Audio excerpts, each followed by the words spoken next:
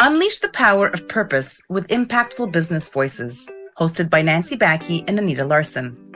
Each week, you'll be inspired by stories from companies that are making a real difference in the world, and you'll learn practical tips on how to grow your business with an impact.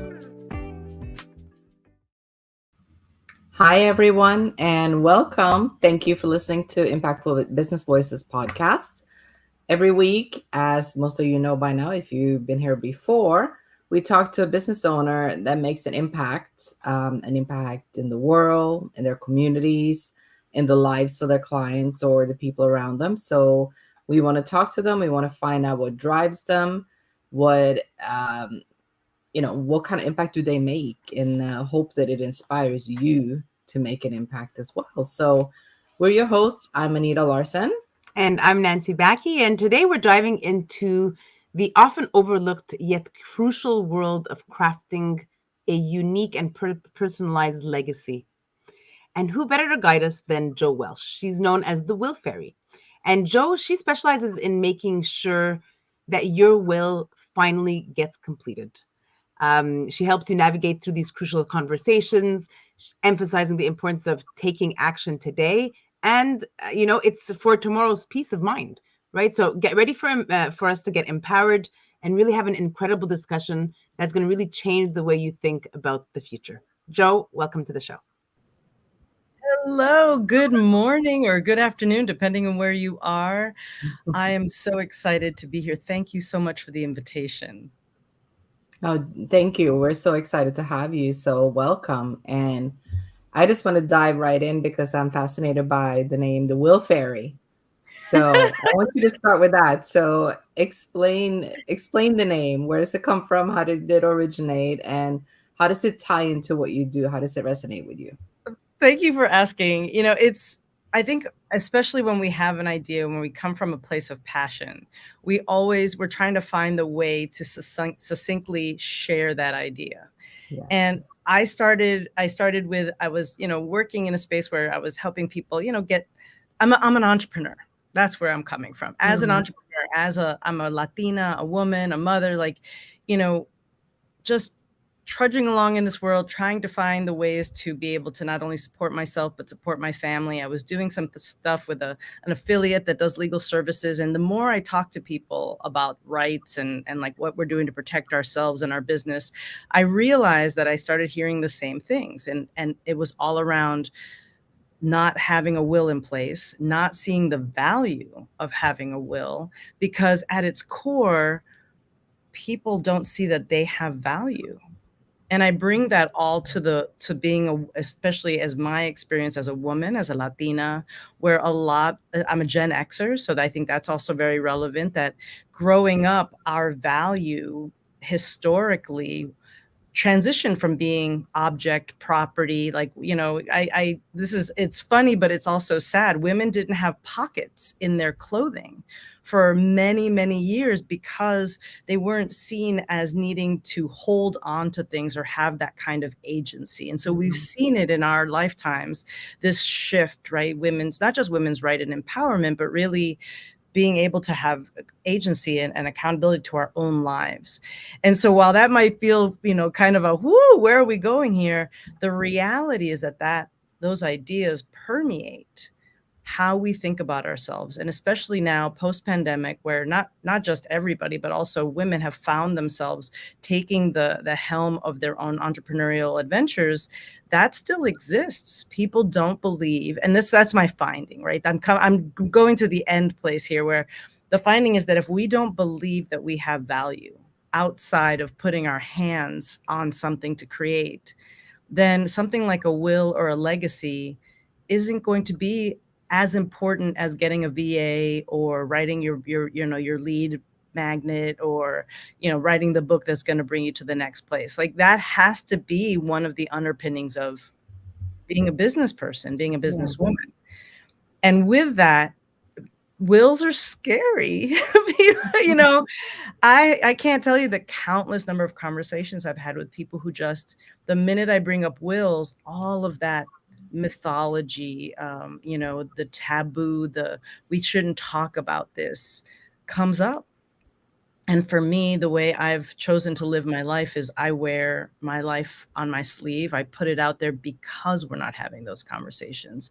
And as I was trying to discover how I would enter the space in the conversation, conversationally, I would be like, well, I'm your will fairy. Like, think of me as like being on your shoulder, telling you all the good things and helping you move forward.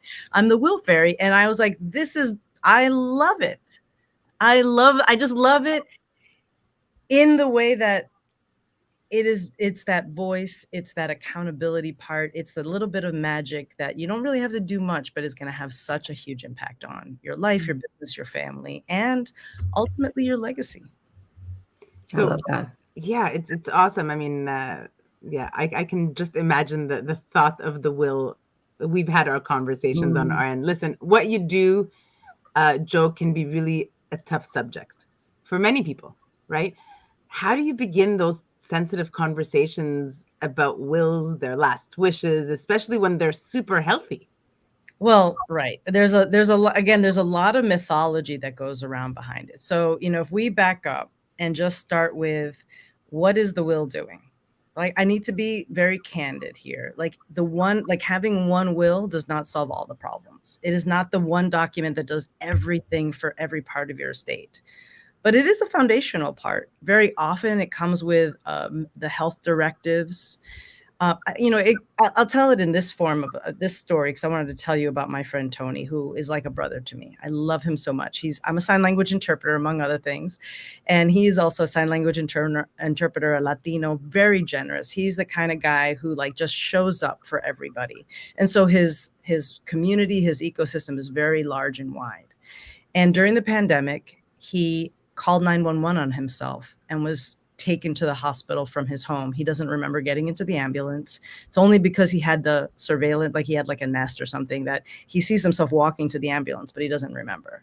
And at that point, all of a sudden, social media, everyone's like, Tony, Tony, Tony in the hospital. And he's a dear friend of mine. And I think like a lot of people, I didn't know what to do. And so I know it's not going to directly answer how do you start this conversation, but it's going to get there, I promise. Seeing that there was just this loss of communication, this lack of knowing what to do. And then, of course, the barrage of questions that go towards his family and friends trying to figure out what's going on. I decided to step up. And what I did was I created a Facebook, not private group, like anybody could be a part of it, but it was regulated to We Love Tony. And all the messages there were conveyed through me or a member of the family or whoever was that representative. So I said, at the time, I didn't know his family. Now we're very close. I said, you need to communicate with me or somebody you trust. It doesn't have to be me, but we're just going to deliver one message to bring that out to people so that we are all talking about the same thing. And this particular Facebook group is all about love. Like you have to tell a memory, share a picture, do something. And so Tony was in the hospital in a coma for 31 days. It was the middle of the pandemic. His family it was all the things that you would imagine against him. And he woke up 31 days later. We had this 700-person Facebook group pretty much just praying. For all of those 31 days was in English, Spanish, and American Sign Language, conveying the very simple messages of we have information, we don't have information. And so the reason I bring this story up, not only did Tony wake up and get to watch days and days of people just loving on him and really attributing a lot of his recovery to what he calls his prayer circle. If I hadn't stepped up, if I hadn't done that, all it would have been was a lot of loose ends where we don't know what's going on. I couldn't be, and nor have I been this in my life, somebody who stands by and just and not step in and do something that can make the situation better. So part of it for me was having the courage to say to folks, we have to talk about this, right? How do I start the conversation? Do you have a will? So for folks listening out there, just put yes or no. Do you have a will? Anita, I have to ask, do you have a will? No, I knew you were going to ask. It's so funny because I actually worked with a close friend of mine who used to be a client, and now we're close friends. She's been on the podcast as well, and she's also a huge proponent on everybody has to have a will. She had some, her husband passed away. She wrote a book on how she overcame that, and as a widow and with children and everything else. And she went through that with me. She's like, Anita, why don't you have a will? You need to take care of these things. And she was telling me stories of people she knows that had gone through experiencing losses, and all of a sudden they didn't have a place to live because their family didn't have a will, and now their house was taken away. So it's scary and it's important. And I have so I will totally admit to this. On my desktop right now, I have all the papers like halfway filled out and halfway in order, and it's just sitting there. Right. So the answer is no. And I want to thank you. I want to thank you for the candor, for the honesty. Like doesn't it feel a little like confession? I don't know if this is your world, but like I feel so guilty right now. Right? Yeah. Like, but the reality again is that we're not thinking of it in the right way. And the reason I started the Will Fairy, I'm known as the beneficiary's best friend. So I'm out here protecting our families, including ourselves. So like, do our parents have their affairs in order? And affairs in order is the bigger, broader term, right? It's not just the will. But the thing we don't realize about the will is there are so many little pieces that will does take care of that saves time, saves effort, saves money. We think, oh, it'll all be taken care of. Well, you know what? That might be true.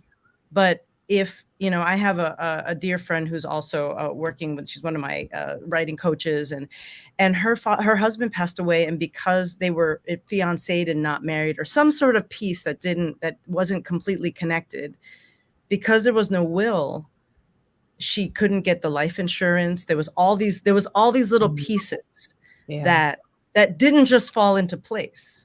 And again, and I'm gonna because we're also in a business space, and I'll continue down the will conversation, but to pull back to the business space, we also have to say to ourselves and and how we look at our families and the people around us, how much is our time worth? How much is their time worth? When someone says it'll get taken care of, well, if that person is the sole breadwinner for a household, right? Maybe has young children. Yeah, maybe it'll get taken care of, but at what cost? And it's hard to put those two things together, right? We want the emotional side to stay on one side. We want the business side to stay on the other. And the reality is we need to know what the elements are to be able to then decide how we want to use our time. I don't want my family, when they're grieving and all my friends, and they're sad and they're the loss, and everyone's trying to navigate a new world. Like, it's a lot to pull a person out of their life. I've been there. I've seen that. I've felt helpless in the face of watching somebody dear to me die, and everything that was attached to that disappear. And when we don't look at that, when we don't say there is a cost to dying beyond it's about a third of your estate. So about a third of your estate will go into when you die without a will, it's called intestate. Now, I do need to say, I am not an attorney. I'm not the will attorney. I'm the what? I'm the will fairy. So part of my system and a part of what I do is we have to have experts in place.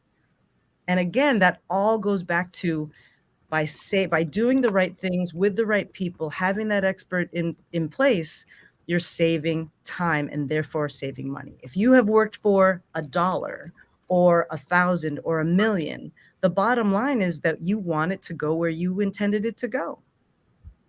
Right? And there are, of course, taxes, and there's all these things that go with that, but you don't want to pay more because you didn't do a simple thing now. Yeah.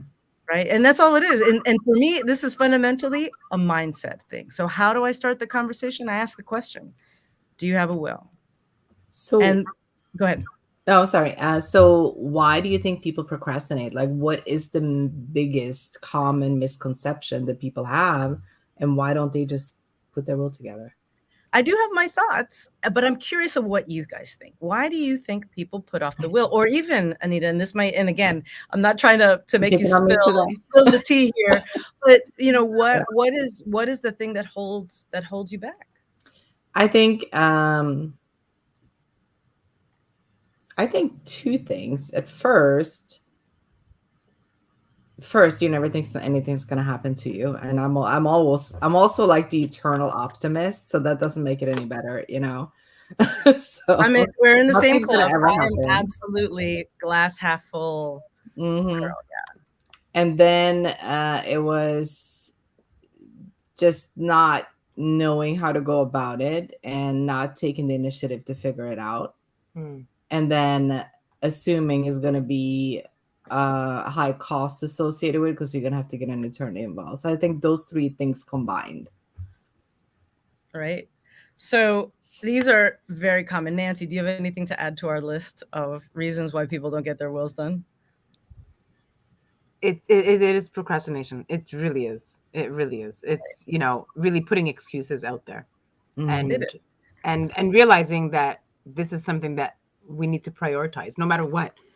Which really is, you know, you brought some awesome stories. It's not just the healthy ones or the unhealthy ones. It's everybody. So we can't just wait till we're unhealthy for to put that together. Like I have a girlfriend, she just got into an operation a few days ago. She ensured her will was done before she walked in.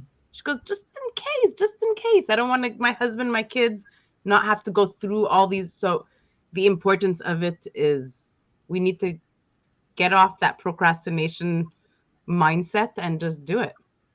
Well, and for those of you listening today, you know, I want to also acknowledge that many of you, I'm sure of it, have had loss. And some of it has been with a will and it didn't answer all the questions. Some of it, it's a shock. There might be still a lot of grief. There's still a lot of pain associated with it. So I want you to know that this is, while I'm bringing a bit of a lighter edge to it, the reality is that this is very serious. There's a lot of things that happen and they're very often unresolved, especially if there's infighting with family or unclear expectations. So I just want to honor everybody who's had that experience. A total side note is that I am writing a book that's coming out in the fall called Who Gets Your Cheese? Again, trying to bring that lightness, but I want to hear people's stories. So I hope you guys choose to just check me out and tell me your story, because I think it's so important, right? We just spoke here very quickly, and already we have 4 or 5 reasons why people are not doing what they need to do. And so we need to hear from the other side of people who have been in those situations and what can be, we don't see that. Instead, it just kind of gets piled on to the person who's taking care of it. And it's just this assumption it's going to be done.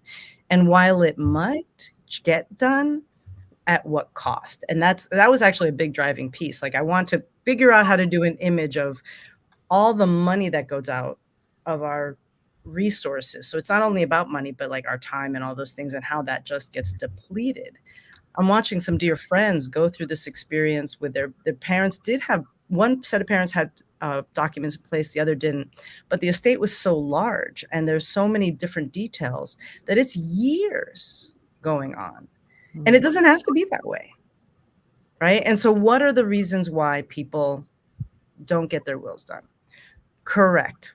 That is number one, is we believe we're going to live forever, even though at its core, we all know that there's a very few things we can count on, right? We know that something's going to happen at some point. And regardless if it's sooner or later, the idea of planning for it is not a bad thing. It's also not dangerous. It can be as simple as you want, but it really does have that impact of helping whoever is here to be able to deal. The other is, we know in business, they say a confused mind does what? Confused mind does nothing, right? Like we talk about it in sales. And so, you know, we're talking about being entrepreneurs and business folks. A confused mind does nothing. And so if you don't even know where to start. Right. So again, I'm not the will attorney. I'm the will fairy. I am the accountability partner that sets up a plan that says, okay, well, what are we doing this week? What information do we need to open up our mindset and say, you know what? I do need to put some appointments on the calendar. I do need to figure it out. Now, you guys can do it yourselves. You certainly can. Please, I urge you to make sure there's an expert involved, the lawyer part because the other side in that confusion is every state, every country. So I'm here in the US. I just was with Miss Nancy Baki in Montreal. So we were in Canada. All of the countries, all of the states, all of the provinces, all of the locations have their own laws around marriage, property, children. So it's not a one size fits all. Think of it more like a doctor system where your arm needs the arm doctor if it's doing X, Y, and Z. The blood needs a blood doctor if it's doing, A, B, C. And so the law is like that too, which is why I never give legal advice, because there's no way for me, no matter how many people I help to get the wills, no matter how much I learn, the only thing I can share is the anecdotal. Did you talk to your attorney? What did they say? And all right, let's unpack it. And what I do is I help people maybe ask further questions if they're feeling like they don't understand why things are going on, but I do not define or explain the law at all. I support the person. I'm the beneficiary's best friend. The idea of procrastination, it's that the ROI, right? So I'm paralleling this why I love entrepreneurship, because a lot of these ideas are also how we manage our businesses, where we focus. I know Nancy could speak to this. What is the fun stuff that you love doing in your business? Well, I'll bet you put too many hours in. Like, I love education. I love networking, right? And with people, but we have to now change the percentage to say there are some things we need to do for our business that are not our favorite. And that goes with our life as well. We run the business of our life. And we do have to think about, well, if you have a business with a business partner, let's say this podcast, what happens if, God forbid, something were to happen? Right? Like, how does it get addressed? And I'm telling you right now, it is painful and messy and awkward to talk to somebody's, to even want to bring up a business thing in a grieving moment, or even after the grieving moment, because the person you've been working with is no longer there to be able to answer those questions. So these are just a few, ways of looking at the very typical reasons why people don't get their wills done. And then, as I mentioned at the beginning, because I don't, I'm not, I put all the secrets out. I'm sorry. I can't help it. But mindset for me is the biggest value. And it's not a secret, but I think it's the part that we don't want to talk about, which is, are you where you thought you'd be now? And how do you feel about that? And I think that there is an element of shame or embarrassment or hesitance when we have to then document and say, like, is the will like the definition of what my life is? And if we look at it as a living document, that our 18-year-olds should have a will, and that keeps moving forward with their life, and you keep it up as you keep up growing in your life. You buy a house, you have a child, you have pets, right? You have pets, you have a business, you have the VA, you have all these ecosystems that you're building. You just keep it up. Then it's the legacy you're leaving behind. It's the most important book you'll ever write. It lives with you. And what you're leaving behind is that blueprint for your family to know who to talk to, who to tell. It's not an end measure, even though that's when it's used. It's actually the real-time documentation of the things that are going on and how to address them. Mm-hmm. Jo, you've shared us some incredible stories of your friends and clients and so on that, Can you think of one that, somebody that you spoke to that just did not take care of their will, and that disaster that happened in their life, and really to kind of show again the importance of having one done, whether we like it, want it or not? Can you speak to that for a minute? There's so many stories. A lot of the stories that I also hear is that without that, there becomes a lot of fighting. And so, while I can't speak to one particular story, a lot of the stories are they no longer talk to that side of the family. They lost access to something that was promised to them. Like maybe a grandmother says, I really want you to have these earrings, but because it wasn't documented, someone else, because of age or placement in the family, made the decision, or there was no executor. So the person who would have been the person to make the decisions and be by the bedside and make the final call gets pushed out because they're not really family. Or, they may have been the people who have the most knowledge of the person who has passed, but because there's no will, it will go legally to the person who has, like, whether it's the first of, the next of kin or whatever that is. I look at also people who have multiple marriages in their life, right? They may have children, property. They may have gotten married very young and divorced in another state, and now the only will they have was written 40 years ago. Mhm. They don't have a current document. They have a different family, a different next set of expectations. And then that will hold up. Now, mind you, there is definitely the ability to fight things and go to court. I don't even know what that process looks like. But going back to my interest of saving people money and time and making sure that it's a much easier process, why would you want that for somebody to have to go? Like, imagine. And I know that for many of us, we don't have to imagine. I've been there where I've had the loss. I've been there where the whole world just stopped. And now that, now you're up, there's no documentation. There's nothing that says that those earrings belong to you, or that that marriage should supersede the current marriage. But that's where the will was written. There's just so many little pieces. And so the stories go on and on. Businesses, how do you change a business if you both are on the LLC, or if you both have documents or programs together, or there's a money situation? What if only one person owns it, but it was supposed to be fairly distributed? Maybe there was words of promise, right? But the family doesn't know that. So I think it's just endless, and we can look at it through we can look at it through the financial value piece. We can look at it through the time piece. We can also just look at it through the emotional suffering piece of, if you're not part of the family, which tends to be where the, legacy goes legally, then you very likely are not part of the solution. And I'm glad you mentioned businesses, and how important it is for them as well. And even beyond a will, there's so many things to consider in a business if a loss should happen that they need to be prepared for. Right. There are other documents. There are other things outside of the will. Yeah.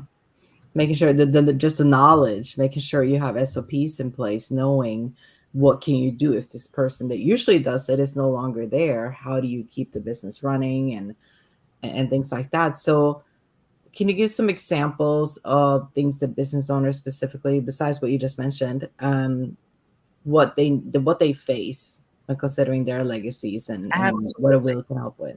Absolutely. And so I just want to, here we are, right? I know if you're here, it's because you also are a business owner. And so maybe you're at the very beginning of your journey. Maybe you've been around for a while. You might have partners. You may have had a lot of experience. And again, you probably have a lot of stories. So just know that anything that I'm sharing today is part of a very growing narrative. So, every situation is different, I think, is also the big piece. But let's go to passwords. Let's just start with our digital footprint. How much of your world is on paper? Right? Very little. Right. And if you're out there listening, you can put in the chat a percentage. Is it 10% is on paper, 25%? Are all your business bills that are on paper? Just like something as simple as that, right? So what is the mechanism that protects your passwords, but also gives somebody the ability to get into those accounts? So again, whether it's a business or a family, because partnerships are that too. Your spouse, your partner, your children, if they can't access your Facebook page, what's happening to the Facebook page? Like, even that, just thinking of that little thing, right? What feels little. But if someone doesn't have your Facebook password, they can't then do the memoriam. They can't change the message. So that means your network, and this is the other piece that I look at, is like, we are part of a large ecosystem, not just our family and friends. It may have been that in the day, where mostly it was just the people around us, right? When we watch old movies, we see there's a head of the household, there's a wife, there's some children, and then maybe some, there's some people out there. But in this day and age, Nancy and I met for the first time physically in person a month ago. We've been friends and colleagues for almost 2 years. My network extends to the UK, Canada, South Africa. Like, the way we show up in the world, even if our business is not solely online, is expansive. And those business arrangements, I might be partnering, or someone might be promising to, let's go with, they're going to sponsor my upcoming summit, and they wanted to, we made an agreement and they were going to do X, Y, and Z. And maybe they were going to commit something, thousands of dollars, let's say, just till we have a concrete example. Something happens in Australia, that family's not going to know, or that business person's not going to know that there were commitments.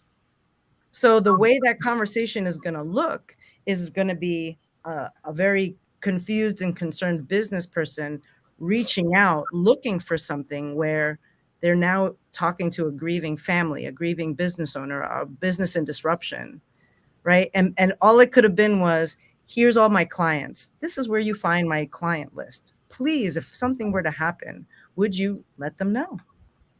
Who is going to take over? Maybe you don't have that plan. So this is the other thing about why people don't do it. I don't know who's the guardian of my children. I don't know who's going to take over my business. I don't know. Okay, it's okay. It's okay not to know. And that's part of the journey, which is we do have to. Or we're making a decision. It's not passive. We're making a decision to make it someone else's problem. And the more go ahead.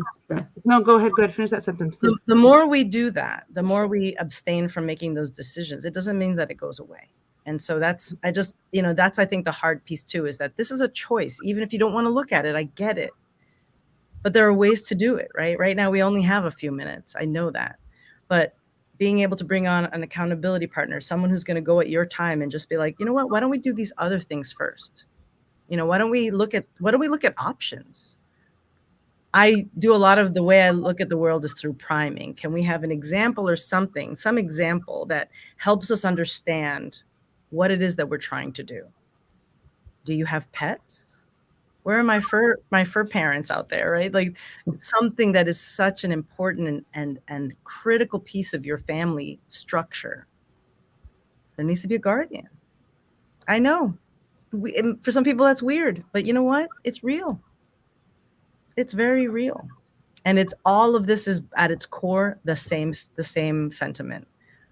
We have to think about it. We got to plan it. Why not do it in a way that doesn't make it feel like only doom and gloom, but instead a celebration of our success? So that's what it is for me. It's a success inventory. You were going to say, Nancy? Yeah. I mean, there's a lot of people overlooking certain things in their planning. What's the one thing or two things that are the most common that people overlook when they're planning their legacy? Well, I'm going to say the obvious, which is making sure you have the updated current document, right? So that's an aside. That's just like a given. The way I'm looking at it, because love is such a critical piece in relationships, is I think that we have an opportunity to tell people that we love them. Now, that might not seem like a priority. That may not seem on the surface like that's what the will does or that's what this planning does. But I would never want my family not to know what they mean to me, or the people around me to know that I left really believing in what I did and loving people. And when we talk about a legacy, I think that that's part of it too, is, we get to define it. It's not an accident. It doesn't just happen. It does if we look away from it. And the other would be, I think, the little bits, the passwords, the where to find things. Like, again, if we look at it through the lens of a blueprint, then you're empowering somebody to know where to go and find it. And so I think that you can do a simple will. And then over the years, you can keep adding to it. You can make the details. You can add all of those things. But, and just going into that little digital space, the question I ask some folks, and this is, sometimes it hits a little deep, is who's going to clear your browser history? That's a good one. Sorry. So now we're going to bring it back into the light. Like, who's going to clear your browser history? Now, I'm not saying that people here have, questionable taste. I'm simply saying, even in the lightest situation, people are going to be into your stuff. Like, there's no avoiding that. There's no, if you're not here to make those, and the same for your parents. Like, we respect the people who come before us, And the biggest respect is like, I'm gonna, some people are like, oh, I don't care, whatever happens happens. Like, yeah, but are you actually wanting me to spend my next year of my life maybe sacrificing income, mental health, time with my family? Like, those are the costs to not having things in place. Even the simple part, where at least it's your decision to make. So now it's on your timeline. But what if it's someone else's decision to make? You're no longer in charge. You're no longer a part of that conversation. And I think that that's hard. That's such a great point. And so Emil says in the comments here that wills, or at least having a power of attorney done, are important, and people usually wait until they're in crisis, which Right. is kind of what we've been saying. And this is so true. And And obviously, they're still not when you reluctant. want to deal with that. Yeah, they're Right? still reluctant. Like, Yeah. there's a lot of people out there who don't want to share their illnesses. I don't know if you've experienced that, not immediately in my family, but I've had people in my world and in my family's world where they just suddenly passed. And you're like, what happened? And they're like, oh, they've been Yeah. sick for a while, right? And you go, but they didn't want to tell anybody. They made a choice about their life. But then on the other side of it, they also didn't equip people to, like, that's fine, but put it in the will. Put in the will that someone's in charge, like, it's so simple. The Yeah. will only deals with like guardianship and property, but and that's why I say, like, that's just the vehicle that I use, the will fairy.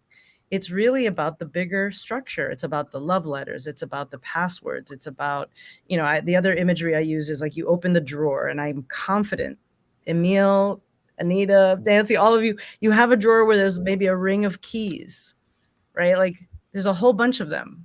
I saw on a post somewhere, someone's like, we have this key to a caterpillar vehicle. What do you think it could be? Like, can you even imagine? You're like, there's like a digger, like a ditch digger out somewhere in the world. And then they're like, and that might have a lot of value, resale value. Maybe that offsets the funeral cost, or maybe that's just, the legacy can be small or large. It doesn't matter, but it's all there. Well, one thing that I've seen you mention on your website and other places is that when writing your will, it's important that it reflects what you want. And there are so many ways to make your plans unique and special. So can you give some examples of what you mean by that? How can you make this part of your life unique to you? So glad you said that, because and this is, again, like, I don't lead with this. I don't lead with this because sometimes people are like, this is a really tough thing and it's a hard conversation. And I'm 100%. It is a tough conversation. But again, especially, and again, I go back to being a woman in this world, in this time, that agency, like, there's some things we just assume are going to happen to us. But the reality is that we get to plan all of it.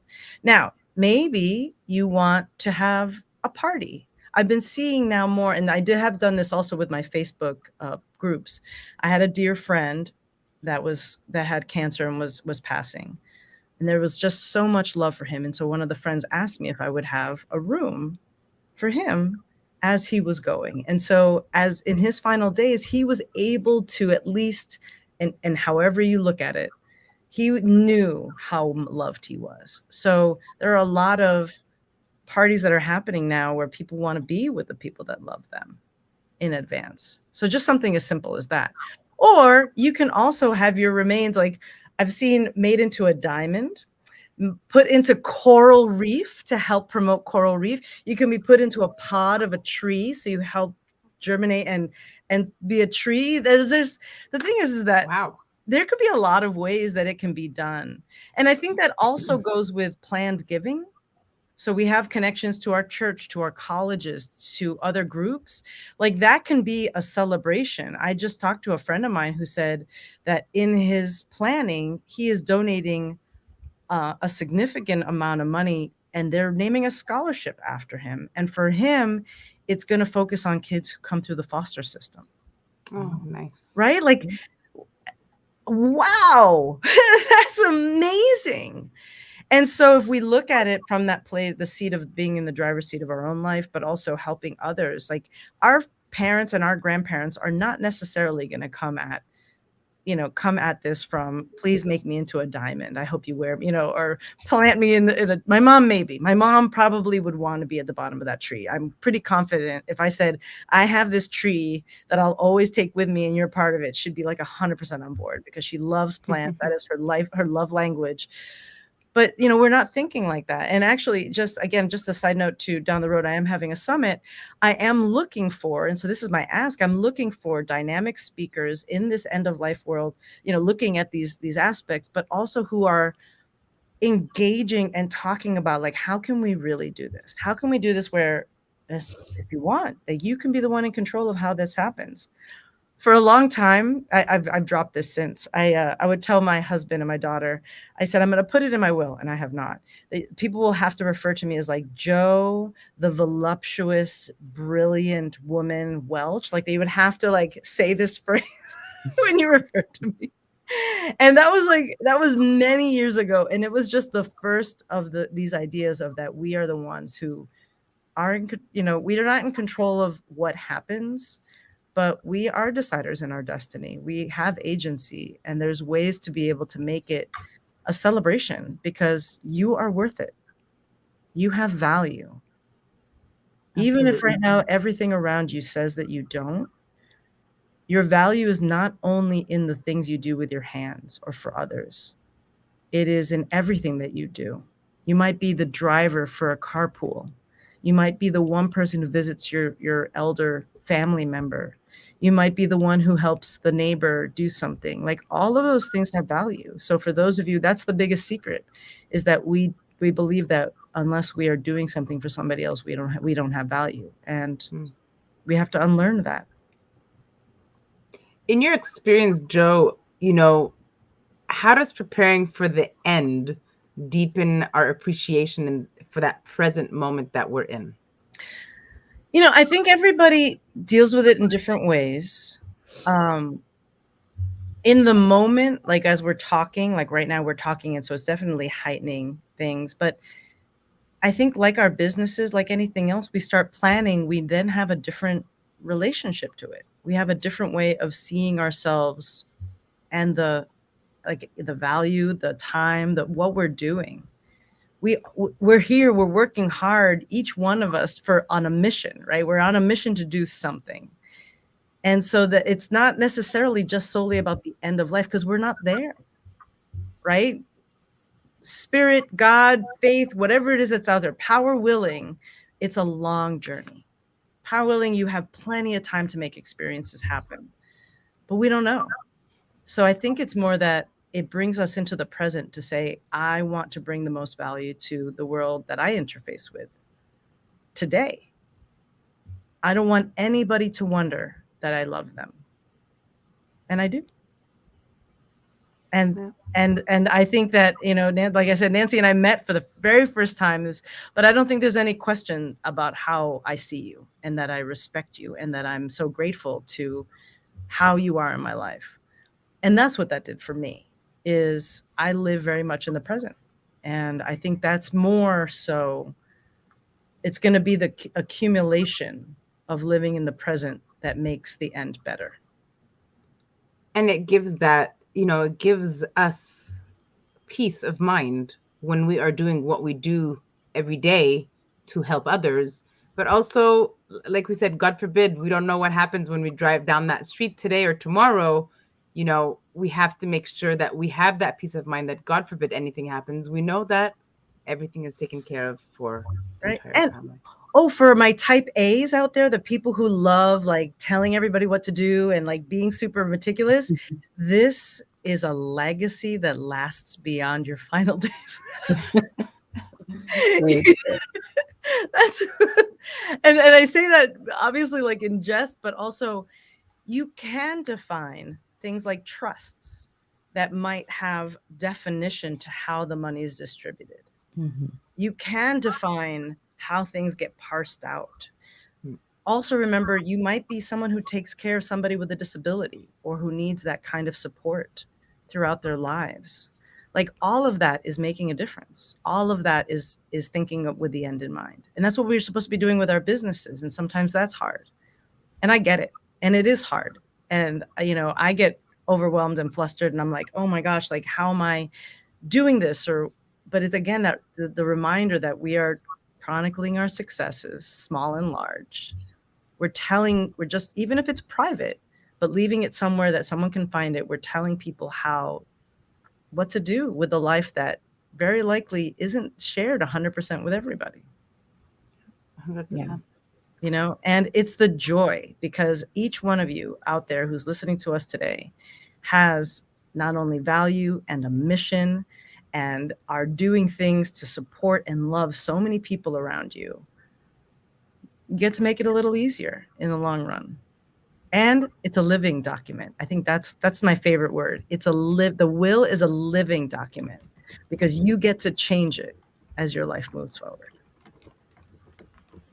This has been a great conversation. Are there any final tips that you want to leave for our listeners when it comes to planning their legacy? You don't have to do it alone, right? I'm just going to my heritage, right? I'm a first generation Latina. We grew up, my parents were immigrants. They've worked their hearts out. They've been, big supporters of me. They've done all the things, but I haven't had a lot of money in my life. I haven't come from that. And so a lot of that inherently is about feeling like I have to do everything myself. And if you looked at my resume, I'm a producer, I'm a singer, I'm a this, I'm a that. The list goes on. And I'm confident if we started talking more about that you guys do a lot of things. And if I talk to the audience, we all do lots. We have a lot of hats. And I'm letting you know that you can reach out to somebody and just say hey, can you help me just get a grip or a direction? And we do this in our businesses. We do this through coaching. We do this with accountability partners. This is already in our life. We know what this is. So reach out. Ask for some support. Go to that expert. We know that experts save time, right? We know that experts have the experience and say, let's just get ahead a little bit on this conversation. So those are my thoughts, my parting thoughts. Reach out. You're not alone in this. It's okay for it to be overwhelming. But you're an expert in something. And I promise you, with that relationship, that we can then look to you and say, how can you help us make whatever that journey is easier and better? Exactly. And you can reach out to Jo at jowelch.com. And thank you so much, Jo. This has been an amazing conversation, and I think so needed. May I invite everybody? I have the Will Ferry Challenge is coming up in September 12th. They're going to put the HTTPS, the whole thing, / www. So all the letters are in there. Will Ferry Challenge. And that Will Ferry Challenge is free. It's 30 minutes, and we're going to just dive a little bit in just to start getting that work done. So if you don't mind, I would love to see you. It's quick. It's easy, and I get to meet more people. So I'd love it if you would show up. Oh, and by the way, it's free. So you're welcome to just kind of check it out. So no reason not to join and check it out. So www.willferrychallenge.com. Especially if your will is not done, be there. So thanks, Jo. Thanks for being here. It was such a pleasure. We're going to put you backstage for a minute, and we're going to come back and meet you in a few minutes. Thank you, everybody. See you soon. That was awesome. Yes, great conversation. Really. I mean, it makes us really realize, for those that, it's just sitting there, or we haven't continued or finalized our document, that it's worth every moment of our time to put it together. We've really got to do it. There's no procrastination. We need to put that on the side. And I think the best also is it's not for us. It's for the others. And it's to give us that peace of mind before, God forbid, anything happens. And I think it's also important, and I think that came out through our conversation as well. I think a lot of times people think, well, will is it's your belongings, it's your tangible assets, but it's really so much more than that. I mean, especially we can talk all day about business owners and business partnerships and all that, but to what Jo mentioned, your passwords, your social media accounts in this digital world, people need to have access to these things after you're gone. They need to know how to find it. And also, this briefly came up, but it's something that I thought about when I started doing my will, and I should have finished. is the guardianship. As a single mom, what happens to your children? Mm. That is so important. I mean, we can talk about business and everything else, but you're talking about your children. In some cases, that is key to make sure that we talked about pets. Yes, also very important. What's going to happen to them when you're gone? Who's going to take care of them? Who's going to be their guardian? And making sure that they feel comfortable in knowing that there's a plan if something happens. Because sometimes, and I've talked to my daughter about this, like sometimes they are worried, like, what if something happens to my parents? What if something goes wrong? What's to happen with me? What do I do? Yeah. So I think that's the part of the peace of mind that we mentioned for the ones left behind, right? Yeah. And I mean, that includes getting a life insurance. Like I Yes. know if God forbid something happens to me, I know when she's going to go and be with my sister. I know she's going to be at least taken care of till, whatever age. Right. And that I know that gives me peace of mind. Yes. And just putting a little thing in there, I always have this rule before I go to sleep, before I leave the house, I always kiss and hug everybody. It's a rule of thumb because I God love forbid. that. Yeah. What if I don't wake up? What if I don't come home? Right? What is that last thing that person saw me or, hug, kiss, even to our parents? I speak to my parents every day. God forbid. Why? We have to make the time for it. So coming back to the will, it's our mindset. It's that biggest value that we have, as she said. So we have to take the time to do it. And yes, don't do it alone because it's going to still sit on your desk and you're going to, have somebody hold you accountable. And that's just, we do that in business, right? Just in what we do every day, right? And keeping in mind that they're different in different laws in different states. So just get to know your stuff, understand it, put it in your calendar. Just ask yourself how much of your world is actually on paper, like she just said, your business bills, your personal bills, I use LastPass. I just have to give them one password, and they can have all the passwords, right? These are little tiny things. So and yeah. So we're kind of coming up, running out of time here. This ended up being a great long conversation. Yes. I like that we ended this on a good note and we talked about how you can make this unique to you. I love some of the ideas that Jo mentioned. And to me, it's almost like, I feel like everybody wants to go through life and they want to make an impact and they're hoping they're leaving something behind. But this is almost like, well, even if I don't, I can make an impact as I leave this life too. I can be part of a tree. I can be part of a coral reef. I can leave a foundation or charity behind. So it's like, it gives you the option. So, if that's what you're looking for, you can find a way to contribute and leave a legacy behind. Yeah. And I think if we could leave this on a note, just get your will done, because remember, you can add things to your will anytime, right? So don't think that it's done, it's finalized, and that's it. Just do it and fix it up later on as you go. Yep. So that's been wonderful. Thank you, guys. Guys, make sure that you keep in touch with Anita and myself to learn what else that we have going on, with opportunities for additional information and to learn from us. So don't miss out on any of your future episodes. You can definitely find a recording of our of these podcasts and the others that we have on our YouTube channel at Impactful Business Voices. And please support us. Click on the subscribe button so you get a notification every time that we're on every Tuesday at 11 a.m. Eastern. And next Tuesday, we have another exciting guest that is making a huge impact. We'll be speaking with Matthew Reynolds from Matthew Reynolds Consulting. And, as people kind of continue to listen to the call to action and start building belonging in the world and how in the space the world is in today, equity and justice is going to become the new normal, and we're going to get there eventually. And Matthew's doing his part for us to all get there. He is crafting your equity lens, is what he calls it, and we will learn more about that. We're going to talk about equity, inclusiveness, justice, belonging, and how we can create this new world together. So it will be a very impactful conversation. I love it. This was amazing. Looking forward to next week. And until next week, guys, go make an impact. Thank you for listening to Impactful Business Voices. Subscribe now and don't miss an episode.